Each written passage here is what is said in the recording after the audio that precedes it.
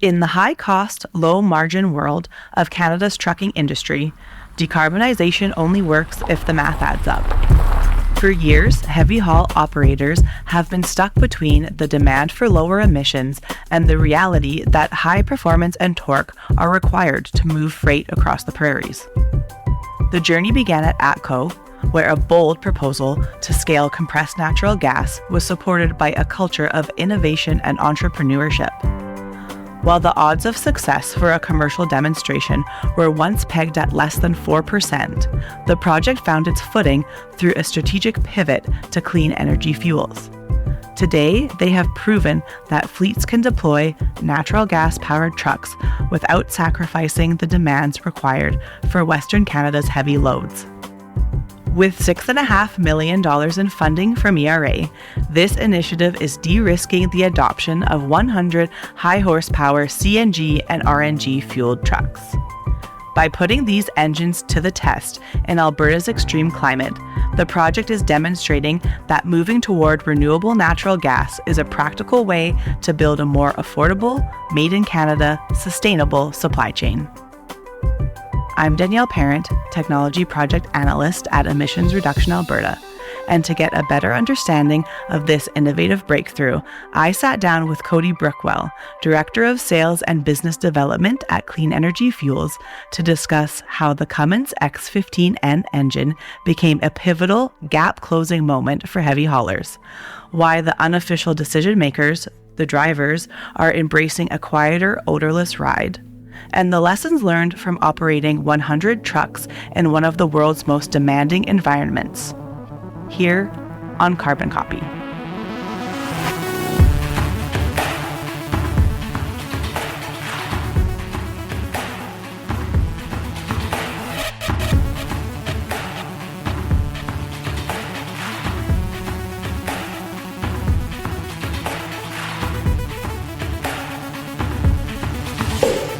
So you've been involved with this project from its very early stages, even prior to Clean Energy Fuels. Can you walk us through your personal journey with this initiative from the initial ERA proposal in 2019 to where you are today?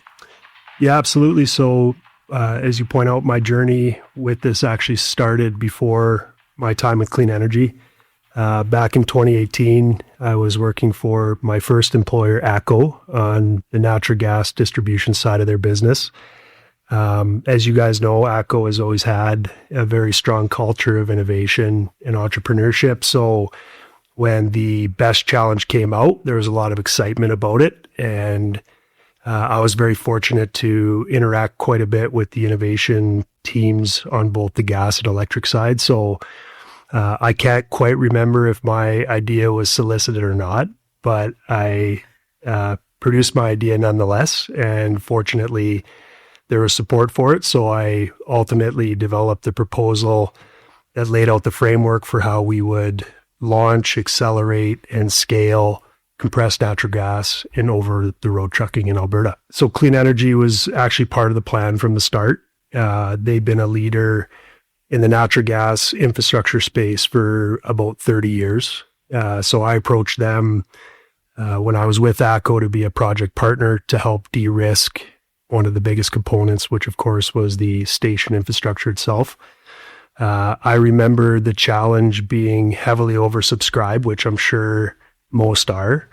And one of the engineers at ATCO gave me my Vegas odds of success, which I still remember was 3.5% or less.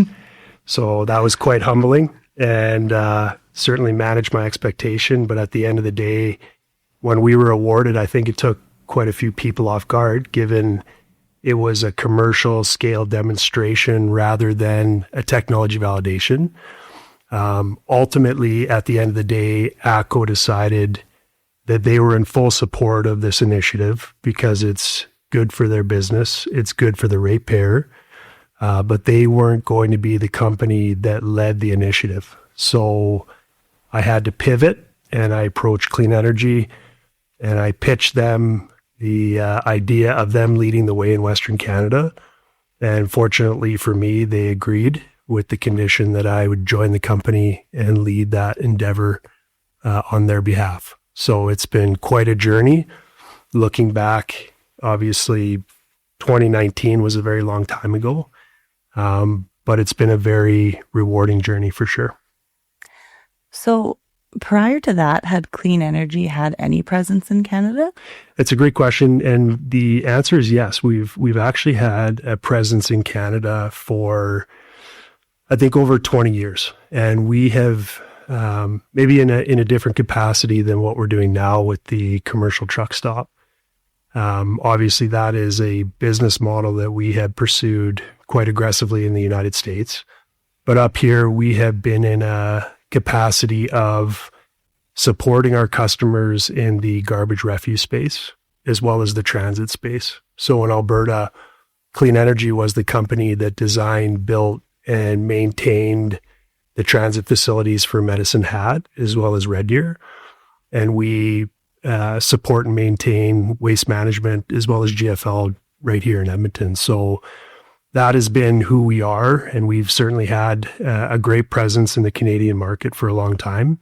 And with that, we have a deep bench of operators and technicians that are the folks on the ground that ensure reliability, which I think we'll get into is extremely important when you're the only game in town. So what makes this project, a commercial demonstration of 100 CNG and RNG powered trucks, so vital to the decarbonization efforts in Western Canada's high-cost, low-margin trucking industry? In a high-cost, low-margin industry like trucking, decarbonization and various pathways only work if the solution either lowers or at least protects the operating economics. We have seen a lot of different alternative technologies as of late in early validation stages. And I think we have seen the challenge on the business case when it comes down to that fundamental point. And we'll talk about it a little more as we go on with the economics and the fuel price and all that. But that's where compressed natural gas becomes vital. Not as a perfect solution, because I won't sit here and say that it's been perfect, because it hasn't. But as a practical and scalable one. This project also provides immediate emission benefits today. And as this initiative evolves and we look to bring in renewable natural gas, that is really when we're going to start to scale the emissions benefit rapidly. RNG is the cleanest fuel available in the transportation market. Our portfolio of renewable natural gas in the US is negative 350. So you don't need a lot of this high value fuel to really move the needle in the industry. Great. Thanks for that background. So let's dive into a broad overview of the technology. You've previously mentioned that the arrival of the Cummins X15N big bore engine was a technology gap closing moment. How significant was the introduction of this 15-liter engine for the viability and adoption of the platform in heavy haul trucking? Yeah, I mean, if you ask around the industry, they would tell you it's an absolute game changer. But that is on a different level up here in Western Canada, because we, unlike the US, for the most part, are hauling at very high gross vehicle weights. So we've never had in the market a alternative technology that could mirror that of a diesel with respect to performance and torque. So for us, it was a game changer. And what's interesting is when we launched the program with you guys back in 2019, there wasn't as much of a whisper about this engine coming to market. So when you think about the timing, you know, for us to get the ball rolling in 2019 was exceptional. And then to have that technology gap close, which is really going to open up the market segments for us that make the most sense, what we would call the low-hanging fruit, which is heavy haul and long haul. And the reason it's the low-hanging fruit is when we talk about it from a TCO, or total cost of ownership perspective, the more fuel you burn, the better the savings, the quicker the payback on that incremental investment. You've been very clear that the bottom line is always more important than the sustainability piece. Can you break down the fundamental economics of CNG versus diesel? Where does the 40 to 50% fuel savings come from? And how does this create a strong business case, even without incentives? Yeah, and this is a great question because it really drives at the most important component of the value proposition. So even in the past 4 to 5 years, as we've been looking at this, I have seen a shift in the importance of sustainability in the first half of those 5 years, and really when the Trump administration took office and started rolling back the EPA and a lot of this narrative around sustainability, I watched the narrative of the customers I engage with almost change overnight. So that's not to say that carriers don't care and that they're not looking to continuously evolve and improve their business and decarbonize, because they do. But it went from their perspective of what are you doing on sustainability when they're talking to their customer to show me your best price. And that's what it was, rewind the clock even 10 years ago, it was all about price. So I think price is king. The economics are king because you can be incredibly aggressive on sustainability, but if it doesn't make financial sense, it will erode your business and it will erode your ability to do the things that matter, which is to take care of your people, invest in new equipment and your plans for the future. So when we talk about the fundamental economics of this technology, I believe you look at the commodity and you look at the delivery model to get that product to the end use market. So obviously, AECO, the natural gas indice here in Western Canada, is a lot lower than crude. But when you look at the cost stack of, like, let's say wholesale diesel, the underlying commodity is responsible for almost 60% of that cost stack. You then have refining cost and margin representing roughly 20%, terminal costs at around 7 to 8%, and you have supplier margins at a few points plus tax. You then have to truck that fuel to the end use market. And if it's moving into one of two areas, it's either moving into bulk on-site fueling or it's going to the retail network of stations you see on the highways. So there's a retail fee and the loaded cost is quite a bit higher. Now compare that to natural gas, which is delivered to its end use market via pipeline as opposed to truck. We are leveraging a more secure and lower cost mode of transporting energy. And what I could say and what I've learned is not all provinces are created equal with respect to pipeline infrastructure and having great companies like ATCO that operate those pipelines. Ultimately, in Alberta, we're able to connect this solution to just about any corner of our province, which is very exciting. And because the utility fees to move that energy are historically consistent, we're able to take a lot of the variability out of the equation for our customers. And this is a very important point that I want to highlight because the natural gas advantage extends beyond fuel savings and solves a pain point in the industry, which is having the ability to reliably predict what is typically the second largest line item on their balance sheet. So to circle back to our comparison, the commodity component of compressed natural gas today represents less than 10%. And then all of the other costs are tucked into what we would call our compression fee, which is fixed. So 80% to 85% is now fixed. So I think this is a topical conversation today as we see the conflict in Iran and now global supply of oil starting to get choked. What I have seen and what I was just with one of our partners last night, they have seen their fuel price go up 15 to 20 cents basically over the course of a week. And when you are a large fleet consuming millions of liters, that is a huge swing on the balance sheet. So the predictability, the volatility or lack thereof, I mean, we could go back 10 years and project our prices if we've been operating for a decade, and it is a flat line. And you compare that to wholesale diesel, really post-COVID, we've seen an expansion of refining margin. And now we are at a differential to wholesale diesel that sits today at about 45%.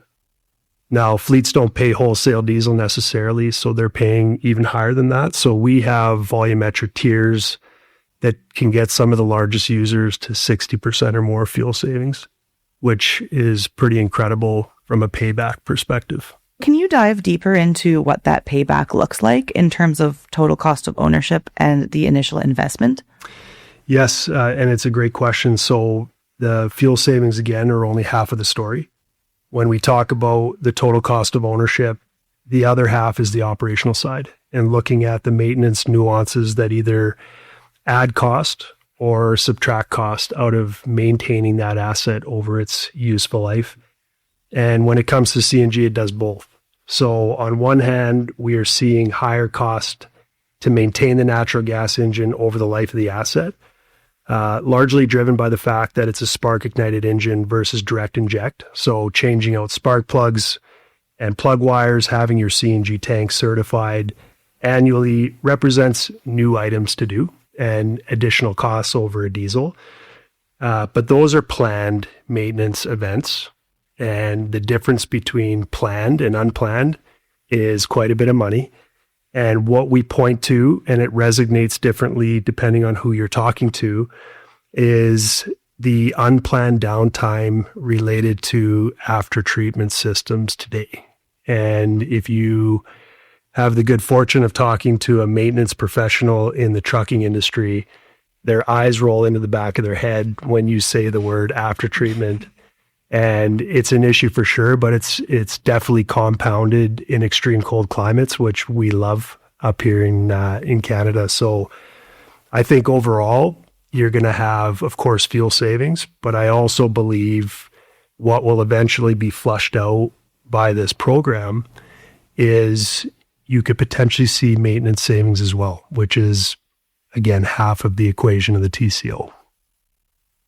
So can you explain to our listeners what an after-treatment system is used for and why that matters in the industry today? Sure, and I'm by no means a subject matter expert, but I think I know enough to not embarrass myself and say things that aren't true. So an after-treatment system basically treats the emissions created during combustion before they leave the tailpipe of the truck and are designed to meet modern emission standards set by governing bodies like the EPA and the California Air Resource Board, or CARB. So diesel fuel is a complex hydrocarbon that inherently produces more nitrogen oxide and particulate matter during combustion. So it requires layered after-treatment systems that increase vehicle cost, maintenance complexity, and operational risk. Natural gas, on the other hand, which is primarily composed of methane, is a simpler hydrocarbon, and the engine itself can run at a stoichiometric air-to-fuel ratio, producing fewer pollutants when combusted. This allows for the use of just a conventional three-way catalyst, similar to what you would have and see in your car, resulting in significantly lower particulate emissions and reduced NOx and CO2 output compared to diesel. I believe that ultimately will translate into a lower total cost of ownership. I think an easier regulatory compliance strategy and measurable reductions in greenhouse gas emissions. We reference the Clean Fuel Regulation and the Fuel LCA model, which is their life cycle tool that quantifies emissions and kind of dictates the performance for fleets and industries like trucking. And when you look at the CI, or the carbon intensity assigned to diesel fuel, compared to the CI assigned to compressed natural gas, it sits about 23% lower. So in terms of making incremental steps, or in terms of making the next right step in the right direction, natural gas is a great option just to get the ball rolling. Can you speak to the operational differences or lack thereof for the driver? What does the operational feedback look like, particularly regarding performance, noise, and the fueling process? That's a great question. And I would say the driver is the unofficial decision maker within every organization. Given good drivers are in really high demand, and what I have found and heard is companies will go to great lengths to retain that talent pool. So I have made a point of seeking out that feedback early on. more so because I was very interested and I wasn't allowed to drive the truck myself, but also recognizing the importance of that feedback and obviously that voice going back into the organization to the decision maker who's going to make the call whether to proceed down this road or not. What I would say is, there's three main themes that are pretty consistent coming out of the driver pool. The first one probably being the most important, and that is, the performance is comparable to my diesel, or I can't tell the difference in terms of pulling and power and torque. And I think we expected to hear that, especially working closely with Cummins. They have a chart that shows the power and torque curve of their X15 diesel and the power and torque curve of the X15N, and it mirrors each other. So that wasn't surprising, but of course, I think there's a stigma in the industry that natural gas doesn't have the same juice as the diesel. The second point that we hear quite a bit is the truck is quiet, and it's about 10 decibels quieter, or about half as noisy as a diesel, which is impressive and something that is, I would consider, a soft sell, maybe not important to the fleet owner. But when you consider the driver is behind the wheel of that vehicle for an 8 to 10 hour shift, noise fatigue is real, and fatigue is one of the biggest safety concerns within the industry. And I would say safety is at the top of the list of every good company. So that is what I would consider, again, is a soft sell upside. The other piece would be the fueling is quick and there's no lingering smell. Again, no lingering smell, like how big of a deal could that be? But when you get the opportunity to talk to the driver, he'll tell you about his favorite gloves that he got diesel on, and he had to get rid of the gloves, right? Natural gas is odorless. So there's no lingering smell. There's less driver fatigue. These may come across as soft sells, but in the eyes of the driver, in the mind of the user, I would say there's small wins that really do add up into something meaningful. And again, it goes beyond the fuel savings. And if you can improve the work environment of that driver, the willingness to adopt and to get that support at the driver level up is pretty important. The feedback and the satisfaction of the person that's right on the front line is valuable. It's everything. If he or she goes back and says, I hate this truck, and he or she is a limited pool of drivers available, guess what? He or she is heading into a diesel truck, not a CNG truck. So you're right. It's the unofficial decision maker is what I refer to them as. So I'd like to transition into scaling up with ERA support. So this project was originally awarded $6.5 million in funding through ERA's BEST Challenge in 2019. How did ERA funding help de-risk and incentivize the initial adoption of this new technology? Yeah, that's a great question. And I would say in general, the ERA funding support was a catalyst for everything that has occurred since 2019. So because this is a commercial demonstration as opposed to a technology validation, I designed the program and the allocation of funds to address the key barriers to adoption. And when you think about what those barriers are in the context of this project, you have the technology, in this case, the truck. You have the infrastructure, that's where we come in.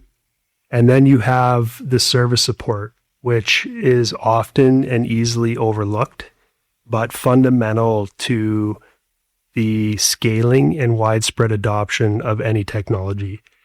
So we carved out a portion of that $6.5 million of funding to incentivize and offset the retrofitting of maintenance facilities across the province.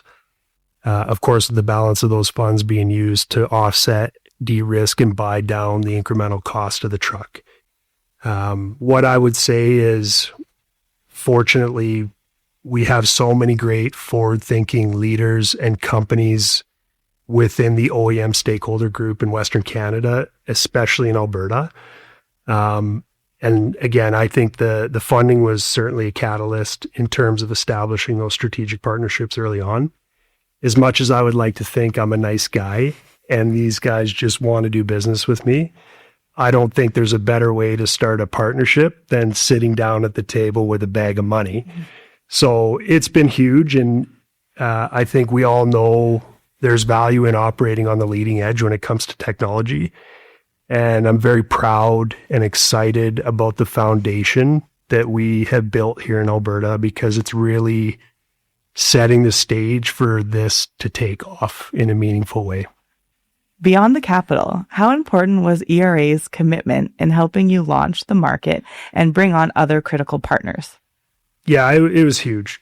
Honestly, at a professional level, even a personal level, to have that backing and the sponsorship was huge. So I think having an organization like the ERA in your corner brings a certain degree of legitimacy to what you're doing, for sure. I think the portfolio of high profile projects you guys have done and the success that your organization has had within Alberta speaks for itself.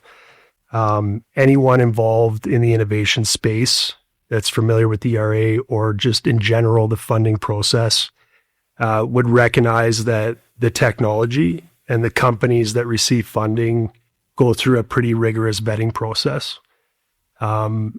Maybe not as important for a Suncor, who is well known and respected and established, but very important for a company like Clean Energy, where people ask, who the hell are they? So yeah, I mean, it's been huge. I think having the stamp of approval from a local stakeholder like your organization goes a long way. And it's definitely opened up doors with, a couple of the key strategic partners we have with us at the table today. And I'll say it again and again, the stamp of approval and the support from the ERA from the beginning was the catalyst of everything we've accomplished over the last 6 to 7 years. For ERA, beyond funding, we do try to open up the ecosystem and connect some key stakeholders. So can you speak a bit more on strategic partners? I know you have a joint venture with Tourmaline Oil to help accelerate station deployment across Western Canada. Yeah, absolutely. And talk about a TSN turning point for this initiative. We went from a 2-station project in Alberta to a $70 million commitment to deliver commercial grade infrastructure across Western Canada. So that really took a turn for the better. And I think it's obviously a huge win for the industry when it comes to accelerating the removal of arguably one of the biggest barriers to adoption. Like, we talk about the chicken and the egg often, especially in transportation, which one comes first. But the reality is the infrastructure investment will always have to come first to have meaningful conversations about fleets spending money to do something differently without the certainty there. So that's what makes, I think, this project very special, is you have two companies, one in clean energy that has always done this. They've always led the way. And then you have a company like Tourmaline Oil that also recognizes the value proposition of natural gas better than anyone. And both companies willing to put capital at risk with zero commitment. That is the game changer. So, Tourmaline is an incredible company. I've had the good fortune to learn about what they do and what makes them different than their peers.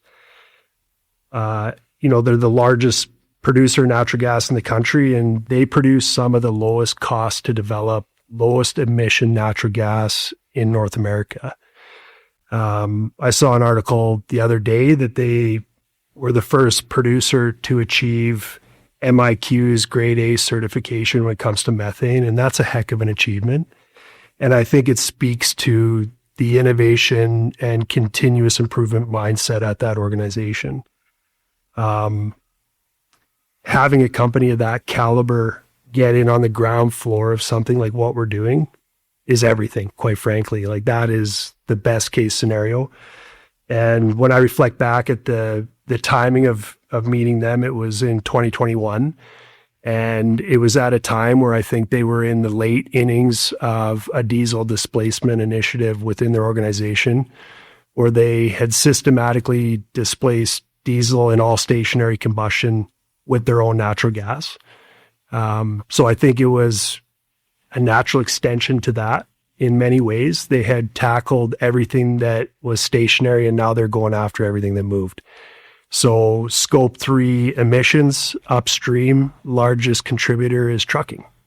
So they're very targeted in, I think, their mission, which again is to have the largest supply of the lowest carbon gas on the planet, period. So at the end of the day, we're not only excited and proud to supply some of the cleanest gas anywhere, but it truly will be the cleanest gas in North America. And that's a heck of a story because we're proud to produce it right here in Western Canada.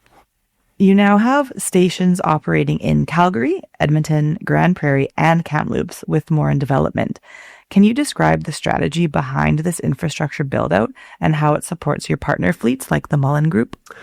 Yeah, this is a great question, and I'm glad you mentioned the Mullen Group because they are a big part of this initiative, just like Tourmaline. And I think when it comes to strategic partners in the end-use market in Canada, it doesn't get any better than that group.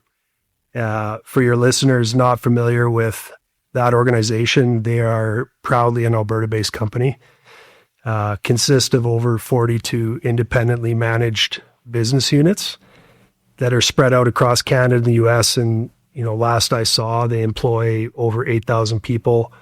And I think they're creeping up on a market cap of 1.5 billion, which makes them one of the largest logistics companies in Canada. So Alberta-based, one of the largest, perfect. That's exactly what we're looking for. They are involved in everything. I mean, trucking, logistics, warehousing, cross-border. They have been around for over 75 years and have a deep understanding of the industry. And I was very fortunate to be able to lean on them for a lot of the market intelligence that ultimately shaped our infrastructure strategy. Today, they have 3 different business units in Alberta operating the X15N. But Mullen Trucking, which is their flagship business, it's the one that the family started with one truck, one man, a common story in the industry. They were the ones to buy the first batch. They were at the table from day one, similar to the RA. So they, truth be told, had trucks on the ground before we had a station to put gas in the tank. It speaks to their leadership, and I think speaks to the fact that in a lot of different ways, they put this thing on their back.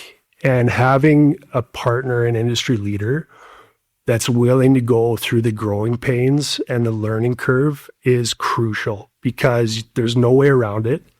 And you have to have that patient partner that's willing to go through that with you to get to the other side with the lessons and learnings that will allow the industry as a whole to adopt this technology with certainty. So we're excited to have 4 stations in operation today, Calgary, Edmonton, Grand Prairie, and Kamloops. In the next few months, Chilliwack will open, which will have infrastructure on either side of the mountain. And towards the tail end of this year, we will also see Fort McMurray go live. We're working very hard on Winnipeg, and the vision ultimately is to be able to connect the Port of Vancouver inbounding freight across Western Canada. So Regina would be a key piece to the prairies. And again, very strategically targeting the corridors where the market segments make the most sense: long haul, heavy haul. So that is the mission. We're very focused on execution. And, beyond the Mullen Group, I would say we're up to a dozen fleets that have either trucks on the ground or trucks coming. And without fail, the success and feedback has been very positive, and they're looking at additional trucks, which is the story that we were absolutely hoping for. So like any project ERA supports, there's always challenges and lessons learned that we can take forward. So you've said that the journey from 2019 has been a grind with significant headwind in the market. What have been the toughest hurdles you've faced technologically, operationally, or in terms of market uncertainty over the past 6 years? Yeah, so I think when you think about technologically, operationally, market uncertainty, the one that sticks out is the latter. We started to construct Edmonton in the thick of COVID, which actually was pretty good for the trucking market. Freight rates were high as a result of shippers and shipping being very competitive. So what we saw was a lot of carriers grew rapidly, new operators entered the market. Diesel was extremely low, so profits were high. Post-pandemic, which is really around the time where we opened up for real, there was a sharp market correction and the supply-demand balance shifted. Freight rates went to the floor, and we entered the first year of what has been a 4-year freight recession. So when you think about going into a fleet operator's office with the pitch of buying a technology that's uncertain and going to cost more, that was a tough sell, right? So again, we were fortunate to find the leaders that even in a recession still saw the value and still wanted to lead the way. But for sure, the natural response, the biggest risk mitigator in uncertainty is to curtail capital. And fleets will extend the life of the equipment. They won't turn it over. They won't buy anything new because they don't know if those trucks will get the work they need to utilize that asset. So, that's been the challenge. And there's been great timing when we think about it. There's been challenging timing, but I think that we're starting to see the positive indicators pointing at a recovery. And hopefully we see that continue into the back half of this year and away we go. So we're in a good position. The infrastructure's in, and we have quite a bit of validation taking place. So when that does occur, hopefully soon, we stand to benefit. You've noted that failure happens when fleets treat a natural gas truck exactly like a diesel truck. What are the key operational adaptations fleets need to make to successfully integrate this technology? Yeah, integrating technology is a huge part of it. And we've seen in the past technologies fail, not because the technology was good or bad, but the operator or end user wasn't willing to or couldn't properly integrate it into the existing operation. And that eventually came back to bite them. So there are differences and there are a lot of commonalities, but on the maintenance side, again, understanding there's incremental planned maintenance when it comes to natural gas, primarily related to it being a spark ignited engine. And it's important to do all fluid change, oil change intervals on time. Whereas in diesel, you can miss it, not a big deal. Natural gas, it's going to come back to bite you. We've learned quite a bit since 2021 operating in our environment. Winter preparedness is important. Natural gas likes to be warm. So we, as a standard now, recommend winter fronts and doing some tips and tricks that ensure that engine bay is as warm as possible to keep that engine operating at optimal performance. Fueling, this is something that we encounter every year. So natural gas being a gaseous fuel, the fuel gauge is based on pressure. It is an imperfect science. It's not like a liquid class fuel. And natural gas, depending on the ambient temperature outside, can expand or contract. So what we have found is educating the end user on temperature compensation and understanding that in the summertime, he or she may be accustomed to seeing their fuel gauge at 3,600 PSI at 20 degrees ambient temperature. When it goes to minus 50, that pressure reading is going to show less than half, but the volume is still there.